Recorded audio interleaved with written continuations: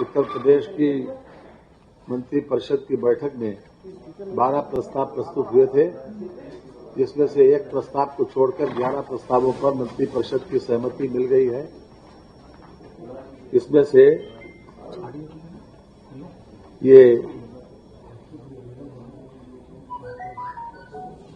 उत्तर प्रदेश राज्य सड़क परिवहन निगम के बस स्टेशनों को पीपीपी पद्धति पर विकसित कराए जाने के अंतर्गत निगम को अन्य विभागों से लीज पर प्राप्त कतिपय बस स्टेशनों की लीज अवधि को 90 वर्ष के कंसेशन राइट चयनित विकासकर्ता को दिए जाने की आवश्यकता के दृष्टिगत लीज अवधि विस्तार पर मंत्रिपरिषद ने सहमति प्रदान की है।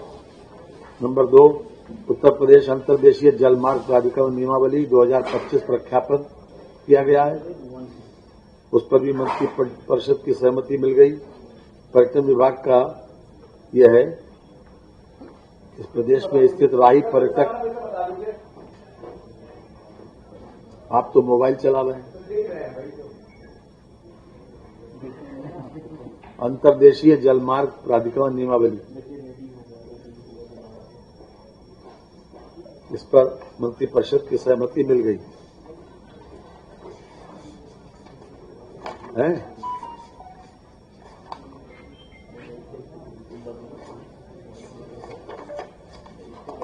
तीसरा है, प्रदेश में स्थित राही पर्यटक आवास गृहों तथा सुमेर सिंह किला इटावा, कपिल वस्तु सिद्धार्थनगर, शिकोहाबाद फिरोजाबाद, विंध्याचल मिर्जापुर, झील महल रेस्टोरेंट मऊ और गोपीगंज भदोई के सापेक्ष शॉर्ट लिस्टेड निविदाकर्ताओं से प्राप्त वित्तीय निविदाओं एवं राही पर्यटक आवास गृह बस्ती वृंदावन हेतु प्रकाशित आरएफक्यू के सापेक्ष प्राप्त निविदाकर्ताओं को शॉर्टलिस्ट किए जाने और आरएफपी निविदा प्रपत्रों पर माननीय मंत्रिपरिषद का अनुमोदन प्राप्त हो गया। नेक्स्ट है,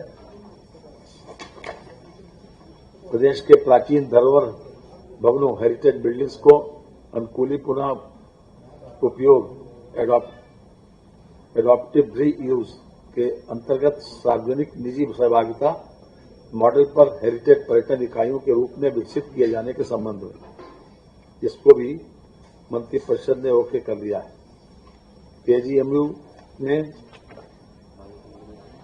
500 बेडेड ट्रामा सेंटर के विस्तार एवं पेशेंट यूटिलिटी कॉम्प्लेक्स के निर्माण की योजना को कल मंत्रिपरिषद की सहमति मिल गई है। इसमें 272.97 लाख रुपए, 2 अरब 72 करोड़ 97 लाख रुपए, 97,17,000 रुपए का खर्च आएगा। ये इसकी बहुत बड़ी आवश्यकता थी, ये हो गया। बेसिक शिक्षा विभाग उत्तर प्रदेश के परिषदीय विद्यालयों में टैबलेट प्रोक्योरमेंट हेतु अतिरिक्त दरों का वित्तीय पोषण राज्य सरकार बेसिक शिक्षा विभाग के बजट से वहन किए जाने के संबंध में ये भी अपने आप में हमारी जो टेक्नोलॉजी है उसका प्रयोग हमारे शिक्षक लोग भी करें, जो परिषदीय विद्यालय के, उसके लिए उत्तर प्रदेश की सरकार ने सहमति दी है। यद्यपि इसमें केंद्र का भी बड़ा रोल है और केंद्र ने 10,000 पर टैबलेट हमको सहयोग किया है और 1468 करोड़ रुपया 1468.80 करोड़ रुपया उत्तर प्रदेश सरकार को वहन करना है। ये कुल मिलाकर एक बहुत अच्छा प्रयास है, तो काफी सफल है। लोग जो हैं टैबलेट के माध्यम से हमारी टेक्नोलॉजी और जो इंटरनेट से कनेक्टिविटी उसके माध्यम से विभिन्न प्रकार की जानकारी से बच्चों को लाभान्वित किया जा सकता है। इसके अतिरिक्त ये जनपद मथुरा वाला प्रस्ताव जो वापस हुआ है उन्हें लिए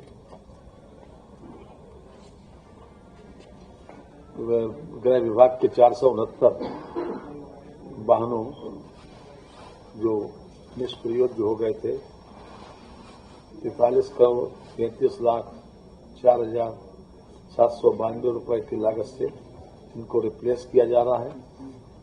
इसमें से इनोवा भी हैं, स्कॉर्पियो भी हैं और मोटरसाइकिलें भी। ये कुछ प्रस्ताव थे जिन पर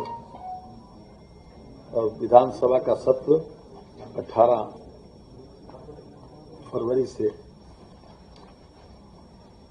प्रारंभ होने पर भी मंत्रिपरिषद ने सहमति प्रदान कर दी। अब मैं माननीय नितिन अग्रवाल जी से अनुरोध करूंगा कि वो जो नई नीति आबकारी नीति आई है, बजट 20 तारीख को आएगा। नई आबकारी नीति 25-26 जो लाए हैं माननीय नितिन जी, वो उस पर प्रकाश डालेंगे। मित्रों जी जी जी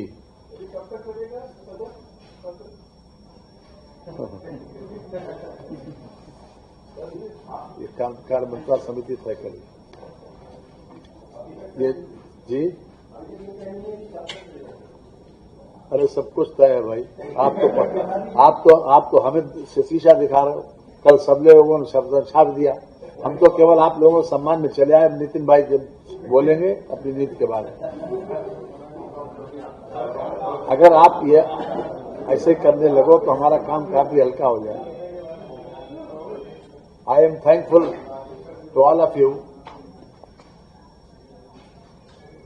आप लोगों ने कल जो अपना पुरुषार्थ प्रदर्शित किया है उसके लिए मैं आपका आभार प्रकट करता हूं और हृदय से आपके आभारी भी हूं कि ये सिलसिला अगर जारी रहे तो अच्छा है। करिए नई नीति जी। आदरणीय वित्त मंत्री जी कि आप हमसे आगे चल रहे, हम करें क्या? कल माननीय मंत्री परिषद की बैठक में हम लोग वित्तीय वर्ष 2025-26 की आबकारी नीति को लेकर गए थे, जिसे माननीय मंत्री परिषद ने पारित किया है। उसके कुछ मुख्य बिंदु हैं जो मैं आपके समक्ष रखना चाहता हूं। सबसे पहले तो वित्तीय वर्ष 25-26 की आबकारी नीति में सबसे बड़ा जो हमने जो फैसला लिया है वो इस वर्ष हम लोग ई लॉटरी के माध्यम से प्रदेश की समस्त देशी मदिरा की दुकानें, कंपोजिट दुकानें, मॉडरेट शॉप्स और भांग की दुकानों के व्यवस्थापन की हम लोग को कराने का हम काम कर रहे हैं। 7 वर्षों से लगातार नवीनीकरण हो रहा था, लेकिन इस बार हम लोग ई लॉटरी के माध्यम से इसको व्यवस्थापन की प्रक्रिया को आगे बढ़ा रहे हैं। साथ ही साथ ई लॉटरी में भी एक आवेदक को केवल एक ही आवेदन करने का मौका मिलेगा और प्रदेश में एक आवेदक को 2 से ज्यादा दुकानें आवंटित नहीं की जाएंगी। ये निर्णय माननीय मंत्री परिषद ने लिया है। इसी के साथ साथ हम एक नया मॉडल लेकर आए हैं कंपोजिट शॉप्स का। अब की हम नई व्यवस्था एक लेकर आए हैं। कंपोजिट शॉप्स का मतलब यह है कि हमने इस बार जो बियर की जो अलग शॉप दुकानें चलती थी, फॉरेन लिकर की अलग दुकान चलती थी और IMFL की, इन सबको कंपोजिट, इनको एक हमने दुकान करके एक बड़ी दुकान का स्वरूप दे दिया है, जिसमें अगर कोई कस्टमर जाता है तो उसको एक ही दुकान पे सारी चीजें उपलब्ध हो जाएंगी। इसको हम लोग पहली बार लेकर आए हैं। इसी के साथ साथ ये भी निर्णय हुआ है कि प्रातः 10 बजे से रात्रि 10 बजे तक का समय, जो पिछले साल लगातार कई वर्षों से चलता चला आ रहा है, उसको हम लोगों ने 12 घंटे की समय सीमा तय करी है कि प्रातः 10 से बिक्री शुरू होगी और रात 10 बजे तक दुकानें बंद हो जाएंगी। जो हम लोग कंपोजिट शॉप्स लेकर आए हैं उसमें एक व्यवस्था ये भी करी है कि अगर कहीं पे हमारी मदिरा की, बियर की दुकान और विदेशी मदिरा की दुकान आसपास है, दोनों बगल में है, तो उसको हम लोग मर्ज करके उसको एक दुकान हम लोग क्रिएट कर देंगे। अदरवाइज अगर जहां पे जगह हम लोग को ज्यादा उपलब्ध हो रही है तो हम ज्यादा जगह पे उन दुकानों को क्रिएट करेंगे। हमने प्रोसेसिंग फीस भी इस बार क्योंकि लॉटरी आ रही है तो हम प्रोसेसिंग फीस हम लोग लेते हैं, उसको हमने 5 श्रेणियों में बांटा है।